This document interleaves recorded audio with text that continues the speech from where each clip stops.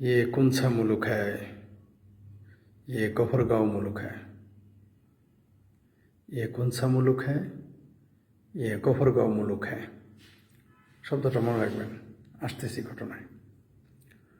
গফরগাঁওয়ের লোকজনদের কিন্তু একটা বদনাম আছে যে তারা ট্রেনে প্যাসেঞ্জার সাথে খারাপ ব্যবহার করে, টিটিদের মারে, জিআরপিকে মারে, পুলিশকে মারে, এই রেকর্ড আছে।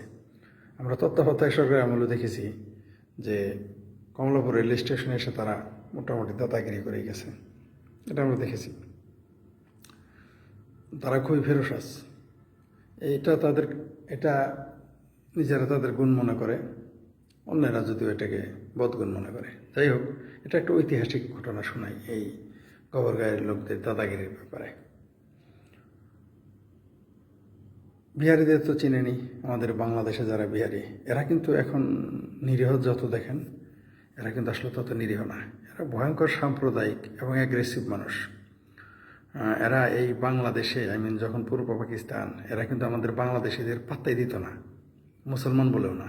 যদি এই দেশটা দ্বিতীয় জাতি তত্ত্বের ভিত্তিতে ভাগ হওয়ার পর মুসলমানরা মনে করেছিল হিন্দুরা চলে যাবে, আমরা রাজার হলে থাকবো, আমাদের উপরে কর্তৃত্ব করার কেউ থাকবে না, কেননা তখন বেশিরভাগ হিন্দু জমিদার ছিল। তো এই উত্তরপ্রদেশ থেকে অর্থাৎ ভারত থেকে আসা এই মুসলিম বিহারি মুসলিমেরা, এরা কিন্তু এসে সেই জায়গাটা নিয়ে নেয়। সব চাকরি ক্ষেত্রে তারা, বেশিরভাগই তারা, এবং তারা আমাদের সাথে খুব খারাপ ব্যবহার করতো। বিশেষ করে বাঙালি মুসলমান বলে খাতির করতো না, যথেষ্ট খারাপ ব্যবহার করতো। এরা করতো কি, একটা বা দুইটা একটা টিকিট তো কাটতোই, দুটো টিকিট কেটে 4টা টিকিটের জায়গায় তারা শুয়ে থেকে যেত, কেউ কিছু বলার সাহস পেত না। সারা বাংলাদেশে তারা এই কাজটা করতো, বেশিরভাগ বিহারি। কোথাও প্রতিবাদ হয় নাই, কেউ কিছু বলার সাহসই পেত না, কেননা এই পাঞ্জাবিদের, পশ্চিম পাকিস্তানের পাঞ্জাবিদের সিম্প্যাথি ছিল এই ভারত থেকে আগত উর্দুভাষী বিহারিদের প্রতি। এরা বেশিরভাগই ইউপি থেকে এসেছিল, ভারতের উত্তরপ্রদেশ থেকে।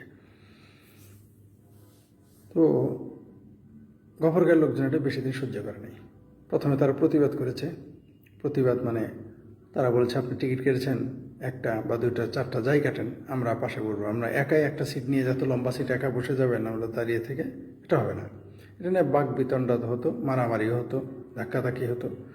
তখন এই বিহারিরা বলতো যে ইয়ে কোন সা মুলুক হ্যায়।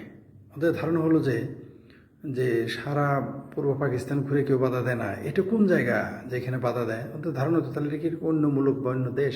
সেজন্য তারা বলতো ইয়ে কোন সা মুলুক হ্যায়। তো গফরগাঁওয়ের লোকজন তখন টিচ করে বলতো ইয়ে গফরগাঁও মুলুক হ্যায়। তারা বাংলাদেশ বলতো না, বলতো এই গফরগাঁও মুলুক হ্যায়। তখন তারা হতভম্ব হয়ে যেত। এবং মোটামুটি এই যে তাদের বদনাম, টিটিকে ফেলে দেয়, পুলিশকে মারে, জিআরপিকে মারে, বুঝতেই তো পারছেন, ওই বিহারিদের ওইভাবে মার দিত।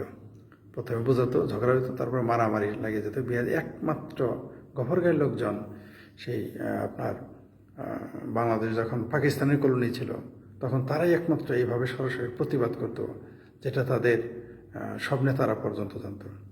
তো এই গফরগাঁওয়ের আরেকটা বিষয় হলো যে, আরেকটা জিনিস সেটা বিখ্যাত, সেটা হলো বেগুন। গফরগাঁওয়ের বেগুন কিন্তু আসলেই বিখ্যাত। এখন সম্ভবত চর মসলন্দ নাকি কীরকম নাম আছে, এই চরে এটা বেশি আপাতত, এখন হয় কিনা জানি না। তো সেই বিখ্যাত বেগুন বঙ্গবন্ধুর কাছে নিয়ে গিয়েছিলেন এই মোহাম্মদ হাশেম সাহেব। তিনি তখন এমপি, বঙ্গবন্ধুর খুব স্নেহভাজন ছিলেন। তো তখন নিয়ম ছিল বঙ্গবন্ধুর কাছে কোনো উপঢৌকন পাঠানো যাবে না, এবং কোনো অবস্থাতেই না, খুব কড়াকড়ি নির্দেশ ছিল। কিন্তু তিনি কৌশলে এই বেগুনটা পাঠিয়ে দেন। তো যেদিন আমি এই জিনিসটা জানলাম, গফরগাঁওয়ের সেই ইয়ে কোন সা মুলুক হ্যায়, ইয়ে গফরগাঁও মুলুক হ্যায়, বিহারিদের তারা এইভাবে শক্ত হাতে দমন করতো, তাদের এরকম ক্ষমতার অপব্যবহার, সুযোগের অপব্যবহার, এটা জেনে আমার বেশ ভালোই লেগেছিল। তার জন্যই তাদের এই কিছু বদনাম আছে, রেলের সিট নিয়ে মানুষের সাথে খারাপ ব্যবহার করে। এটা জানার পরে আমি আর তাদের একটা ক্ষমাসুন্দর দৃষ্টিতেই দেখি। আর আমারও যথেষ্ট বন্ধু আছে গফরগাঁওয়ে, অনেক বন্ধু আছে, জুনিয়র আছে, সিনিয়র আছে। এবং আমি এটা জানার পর খুব ভালো লাগলো বিষয়টা। আমি জানি না গফরগাঁওয়ের কয়জন এই জিনিসটা এখনও মনে রেখেছে, হয়তো যারা সিনিয়র তারা মনে রাখতে পেরেছে। তো মনে থাকবে তো, ইয়ে কোন সা মুলুক হ্যায়, ইয়ে গফরগাঁও মুলুক হ্যায়, ইয়াদ রাখনা।